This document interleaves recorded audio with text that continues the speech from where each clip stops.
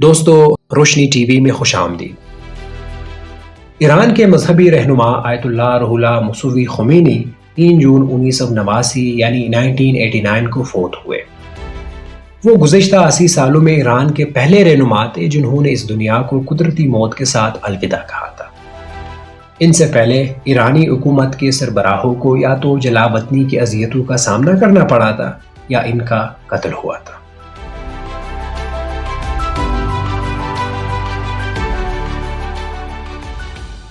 دوستو، امام خمینی 24 ستمبر 1902 کو ایران کے شہر خمین میں پیدا ہوئے۔ خمینی کم لوگوں سے ملنا جلنا پسند کرتے تھے۔ انہوں نے 6 سال کی عمر سے قرآن پڑھنا شروع کیا۔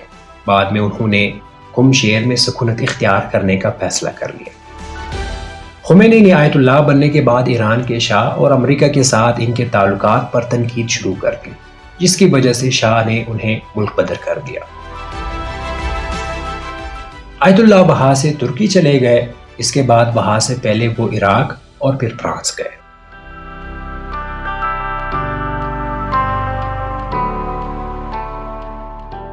فرانس میں خمینی کا دن صبح 3 بجے شروع ہوتا تھا، یعنی صبح کی نماز سے بہت پہلے۔ اس وقت کو وہ ان کاغذات کو پڑھنے میں صرف کرتے جو ایک دن پہلے آئے ہوتے تھے اور جنہیں پڑھنے کا وقت نہیں ملتا تھا۔ 7 بجے ناشتہ کرنے سے پہلے وہ غیر ملکی پریس رپورٹس کے فارسی ترجمے پڑھتے تھے۔ باقر معین اپنی کتاب خمینی دی لائف آف آیت اللہ میں لکھتے ہیں کہ اگلے 3 گھنٹے وہ ایران کی تازہ ترین خبروں اور اپنی ذاتی معاملات پر غور و فکر کرتے تھے۔ 10 بجے سے 12 بجے تک وہ عبادت کرتے تھے۔ کھانے کے بعد دن میں 1 گھنٹے کا کیلولا کرتے تھے۔ 3 بجے کے بعد 2 گھنٹے سیاسی کام کرتے تھے۔ دن میں جب بھی وقت ملتا تھا آس پاس کے گاؤں کی سیر کرنے نکل جاتے تھے۔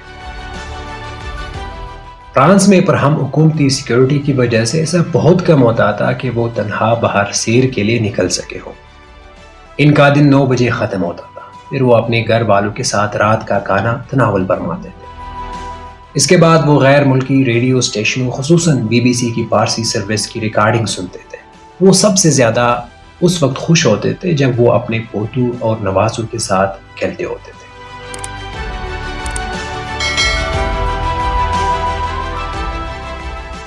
اسلامی معاشرے میں خواتین کے کردار کے بارے میں ان کے خیالات کچھ بھی ہوں، خمینی ہمیشہ اپنی اہلیہ اور خاندان کے لیے وقف تھے۔ ان کی بیٹی نے ایک بار ایک ایرانی ٹیلی ویژن کو بتایا کہ انہوں نے کبھی ہماری ماں سے پانی کا گلاس لانے کو بھی نہیں کہا۔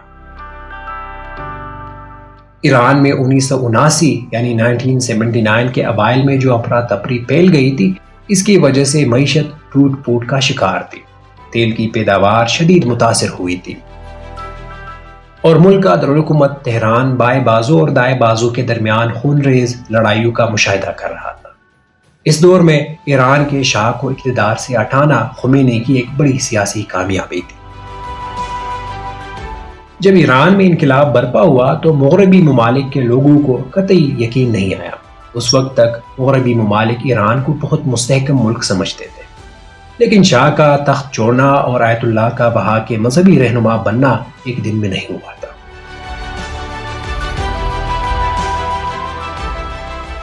شاہ کے زمانے میں ایران مغربی ممالک کے کیمپ میں تھا، جبکہ آیت اللہ کھل کر اس کی مخالفت کرتے تھے۔ اسی وجہ سے انہیں 1962 میں گرفتار کر لیا گیا۔ اس گرفتاری نے انہیں ملک کا ہیرو بنا دیا۔ وہ پہلے ترکی گئے، پھر عراق اور پھر فرانس میں رہنے لگے۔ یہاں قیام کے دوران وہ اپنی آرمیوں پر زور دیتے رہے کہ وہ شاہ کو اقتدار سے نکال باہر کرے۔ 1979 یعنی 1979 کے آنے سے قبل ہی شاہ کی مقبولیت پورے ایران میں کم ہونے لگی۔ ہر طرف فساد پھیل گیا اور روزانہ ہڑتالیں اور مظاہرے ہونے لگے۔ شاہ نے ایران چھوڑنے کا فیصلہ کر لیا، لیکن وہ 16 جنوری تک تہران میں ہی رہے۔ شاہ اتنی دیر تک وہی رہے کیونکہ وہ شاہی خزانے کا سارا یا کچھ حصہ اپنے ساتھ لے جانا چاہتے تھے۔ محمد ایکل اپنی کتاب دی ریٹرن آف دی آیت اللہ میں لکھتے ہیں، در حقیقت وہ اپنے ساتھ وہ زیورات لے جانا چاہتے تھے جو انہوں نے اور ان کی بیوی نے اپنی تاج پوشی کے دن پہنے تھے۔ انہوں نے رائل گارڈز کی ٹولی کو کئی بار اس حکم کے ساتھ بینگ بھیجا کہ وہ زبردستی شاہی تجوری کو کھلوانے کی کوشش کرے، لیکن وہ ہر بار خالی ہاتھ واپس آئے۔ شاہی تجوری کو حفاظتی اقدامات کے تحت زمین سے 20 میٹر نیچے بنایا گیا تھا۔ بینک کے اہلکار جو تجوری کھولنا جانتے تھے غائب ہو گئے۔ آخر شاہ کی جانب سے شاہی خزانے کو محفوظ رکھنے کے لیے جو احتیاطی تدابیر اختیار کی گئی تھی وہ ان کے خلاف گئی اور انہیں ایران سے اپنے جواہرات کے بغیر جانا پڑا۔ ان جواہرات کو اس وقت 500 ارب ڈالر میں بیمہ کرایا گیا تھا۔ یہ خزانہ آج بھی ایران کے بینک میں محفوظ ہے۔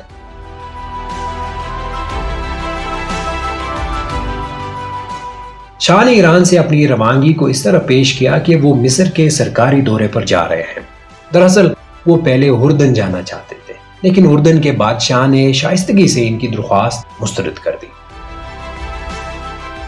شاہ کا وفد سب سے پہلے دریائے نیل پر اسوان ریزورٹ پہنچا۔ وہاں بھی انہوں نے خود کو حکومت کے سربراہ کے طور پر پیش کیا۔ وہاں انہوں نے مصری صدر انور سادات کے ساتھ 3 روزہ سربراہی اجلاس کیا۔ وہاں انہوں نے سابق امریکی صدر جیرارڈ فورڈ سے بھی ملاقات کی۔ مصر میں 5 دن گزارنے کے بعد شاہ 22 جنوری کو مراکش کے دارالحکومت کے لیے روانہ ہو گئے۔ ان کا منصوبہ یہ تھا کہ وہ 5 دن وہاں گزاریں گے اور پھر امریکہ چلے جائیں، لیکن وہاں انہیں اپنے داماد اور امریکہ میں ایران کے سفیر کا پیغام ملا کہ امریکہ نے اپنا ارادہ بدل لیا ہے اور اب وہ ان کی میزبانی کے حق میں نہیں ہے۔ 3 ہفتے بعد مراکش کے شاہ نے اپنے ADC کو ایران کے شاہ کے پاس یہ بتانے کے لیے بھیجا کہ وہ انہیں اپنے ملک میں سیاسی پناہ دینے کی مخلصانہ خواہش رکھتے ہیں، لیکن اب صورتحال بدل چکی ہے اور وہ چاہ کر بھی انہیں اپنے پاس نہیں رکھ سکتے۔ زندگی کے آخری دور میں مصر نے انہیں اپنے یہاں آنے کی اجازت دے دی۔ جب شاہ 27 جولائی 1980 کو کینسر کے باعث فوت ہو گئے تو انہیں سرکاری اعزاز کے ساتھ وہی سپرد خاک کر دیا گیا۔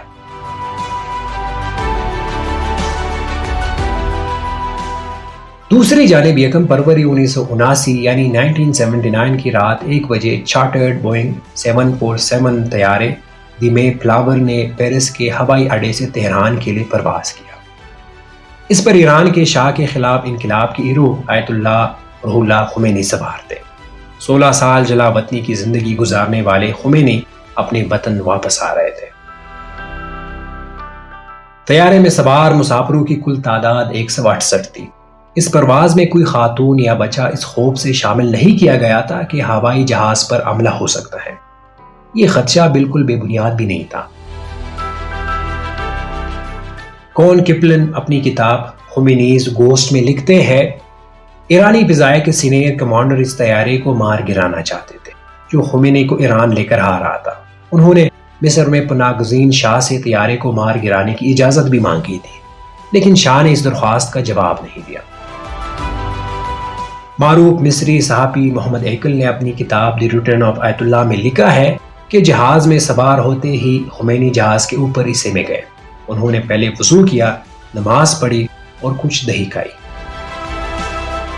اس کے بعد انہوں نے طیارے کے فرش پر توشک بچھوائی، ایئر فرانس کے 2 کمبل اوڑھ کر سونے چلے گئے۔ 2.5 گھنٹے سونے کے بعد انہوں نے پھر نماز پڑھی اور آملیٹ کا ناشتہ کیا۔ طیارے کے پچھلے حصے میں ان کے آدمی اور تقریباً 100 صحافیوں کا ایک گروپ بیٹھا ہوا تھا۔ جیسے ہی طیارہ ایرانی فضائی حدود میں داخل ہوا، ABC نیوز کے نمائندے نے خمینی سے پوچھا، ایران واپس آتے ہوئے آپ کیسا محسوس کرتے ہیں؟ آیت اللہ کا جواب تھا، ایچی، یعنی کچھ بھی نہیں۔ ان کے فارسی مترجم نے حیرت سے پوچھا، ایچی؟ خمینی نے پھر اصرار کیا، ہچ احساس نہ درو، جس کا مطلب ہے کہ مجھے کچھ محسوس نہیں ہو رہا۔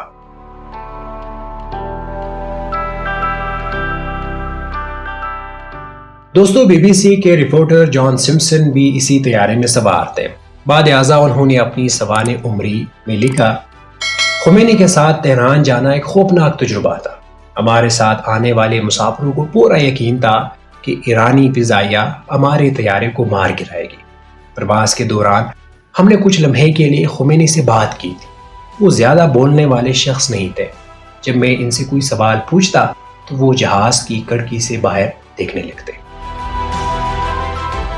خمینی کے طیارے نے لینڈ کرنے سے پہلے 3 بار تہران کا چکر لگایا۔ آخر کار 1 فروری کی صبح 9:30 بجے خمینی کا طیارہ تہران کے مہر آباد ہوائی اڈے پر اترا۔ جیسے ہی ہوائی جہاز کا دروازہ کھلا، کالی پگڑی اور ٹخنوں تک لمبے پاجامے میں ملبوس ایک کمزور جھکی ہوئی کمر والے بوڑھے نے 16 سال بعد اپنی چہرے پر ٹھنڈی ایرانی ہوا کا جھونکا محسوس کیا۔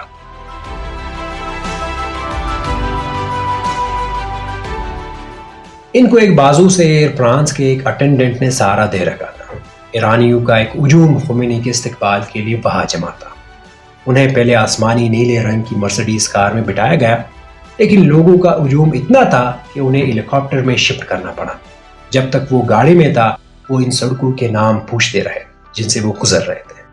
جب انہوں نے برسوں پہلے تہران چھوڑا تو تہران اور اب کے درمیان بڑا فرق تھا۔ ان کے آمد تک شاہ کے دور کے وزیر اعظم شاپور بختیار نے استعفیٰ نہیں دیا تھا۔ انہیں نظر انداز کرتے ہوئے خمینی نے مہدی بازرگان کو وزیر اعظم مقرر کر دیا۔ محمد ایکل لکھتے ہیں بختیار نے پورے ملک میں کرفیو نافذ کر دیا تاکہ یہ ظاہر ہو کہ وہ اقتدار پر قابض ہے۔ خمینی نے جب یہ سنا تو ایک کاغذ نکالا اور اس پر فارسی میں لکھا کرفیو کی پیروی نہ کریں۔ اس کاغذ کے ٹکڑے کو ہر ٹیلی ویژن چینل پر دکھایا گیا۔ اس کے فوراً بعد لوگ کرفیو کے خلاف احتجاج کرتے ہوئے سڑکوں پر نکل آئے۔ جنرل غرابگی نے نومنتخب وزیر اعظم بازرگان کو بلایا اور ان سے کہا کہ وہ اپنا نمائندہ بھیجے تاکہ میں فوج کا کنٹرول ان کے حوالے کر سکوں۔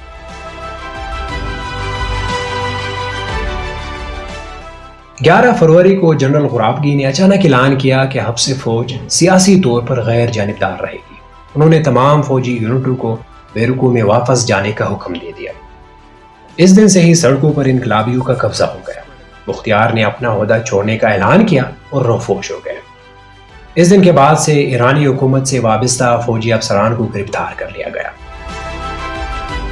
12 فروری کی رات پہلے جنرل نصیری، شاہ کے خاص الخاص اور ان کے بدنام زمانہ خفیہ ایجنسی سواگ کے سربراہ نصیری کو مارا پیٹا گیا، اور پھر انہیں جنرل ربی، ناجی اور خلروداد کے ساتھ 15 فروری کی رات ایک سکول کی چھت پر گولی مار دی گئی۔ ایک ہفتہ قبل ہی خمینی نے اس سکول کو اپنا ہیڈ کوارٹر بنایا تھا۔ خمینی نے صادق خلخیلی کو مقدمے کی سماعت کے لیے مقرر کیا۔ اس نے خلخیلی کو ہدایت کی کہ ان لوگوں کی باتوں کو سنے اور اس کے بعد ان سب کو جہنم واصل کرے۔ فرانس میں آیت اللہ خمینی نے بھلے ہی ایران میں جمہوریت کی واپسی کی خواہش کا اظہار کیا ہو، لیکن ایرانی سرزمین پر قدم رکھتے ہی ان کی تمام تر توجہ ایران میں ایک بنیاد پرست اسلامی ریاست کے قیام پر مرکوز تھی۔ کون کپلن لکھتے ہیں ان جرنیلوں کو انکوں پر پٹی باندھ کر سکول کی چھت پر لے جایا گیا، جہاں انہیں ایک ایک کر کے گولی مار دی گئی۔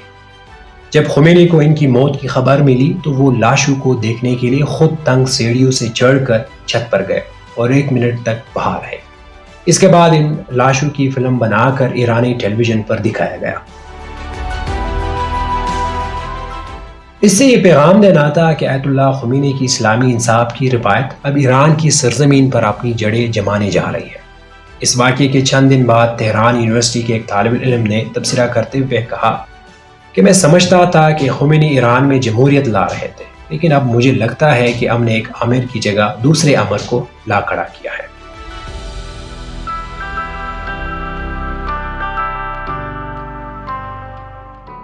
اس وقت ایران کے صدر رفسنجانی کو لگا کہ خمینی کے اس دنیا سے چلے جانے سے ایران میں استحکام آئے گا۔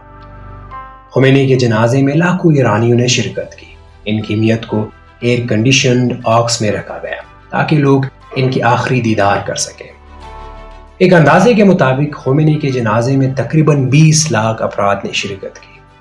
اس وقت ہجوم اتنا زیادہ تھا کہ تہران کی فائر بریگیڈ کو لوگوں پر پانی کی بارش کرنی پڑی تاکہ وہ گرمی اور دم گھٹنے سے بے ہوش نہ ہو جائے۔ بالآخر ان کی میت کو ہجوم سے بچانے کے لیے ہیلی کاپٹر میں منتقل کرنا پڑا، لیکن جیسے ہی ہیلی کاپٹر اترا ہجوم نے آگے بڑھ کر خمینی کی لاش کو قبضے میں لے لیا۔ لوگوں میں ان کے سفید کفن کا ٹکڑا حاصل کرنے کا مقابلہ شروع ہو گیا تاکہ وہ اسے یادگار کے طور پر اپنے پاس رکھ سکے۔ ایرانی میڈیا نے بتایا کہ خمینی کو سپرد خاک کیے جانے کے دوران تقریباً 10,000 افراد زخمی ہوئے اور درجنوں کو جان سے ہاتھ دھونا پڑے۔